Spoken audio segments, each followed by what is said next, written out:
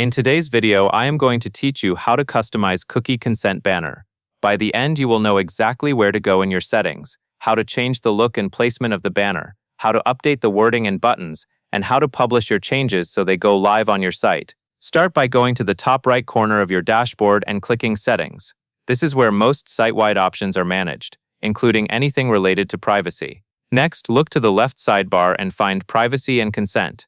Click into that section and then select Cookies. This area is specifically for controlling your cookie consent experience, including the banner that visitors see when they first arrive. Once you are in the Cookies section, you will see your banners listed. Find the banner that is currently active, then click Edit next to it.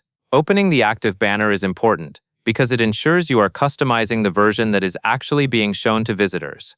Now you will customize the appearance. Click the Design tab.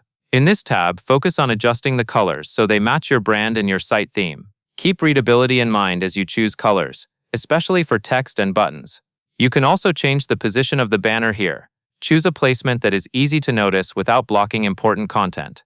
After each change, take a moment to review how it looks, so the banner stays clear and consistent. Then move on to the wording. Click the Content tab to edit the text and buttons. This is where you can refine the message so it matches your tone and clearly explains what the banner is for. Keep the text direct and easy to understand, and make sure the button labels are clear, since those are what visitors will use to make a choice. When you are happy with both the design and the content, go to the top right and click Save and Publish. Saving keeps your edits, and publishing makes sure those updates are applied to the live banner that visitors see. That covers everything you need to know.